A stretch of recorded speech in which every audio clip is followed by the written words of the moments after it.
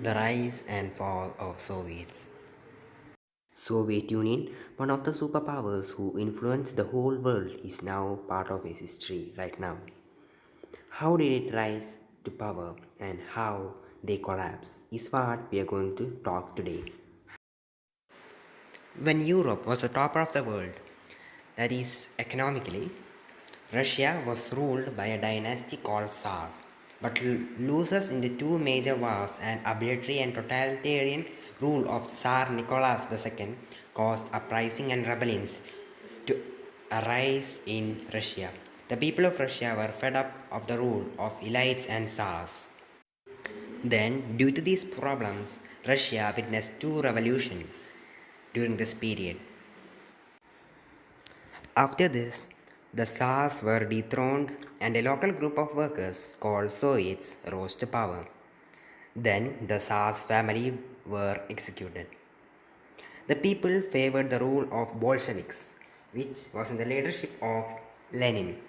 After the execution of the Tsar, a civil war took place between pro-Tsarists who were called loyalists or whites and revolutionaries called the Reds. The Reds, who were favored by the people, won the war, unified and formed a socialist state. It was called the Union of Soviet Socialist Republics, famously known as USSR. It was formed in 1922 and Vladimir Lenin became the leader of it. The Bolsheviks were renamed the Communist Party.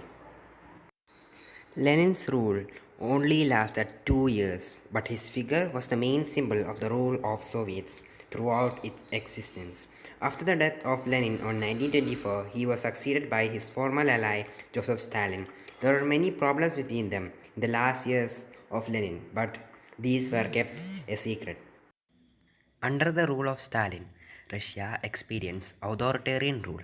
His main policy was the rapid industrialization of Soviet Union and making it a global power. His 5-year plans implemented to reach his goals were successful. Through this, USSR became a global power.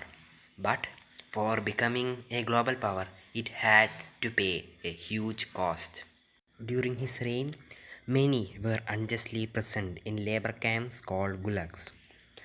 Soviet Union witnessed many famines. Stalin's reign also saw the implementation of a policy now known as the Great Purge. This policy was implemented in 1934. In this policy, all of those who rose as a threat to the Communist Party were liquidated. They said that almost 1.2 million people were executed during this period.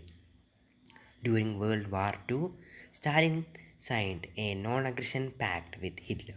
But when Hitler broke the pact and invaded USSR, he forcefully sent thousands of people to battle lines and thus won over them.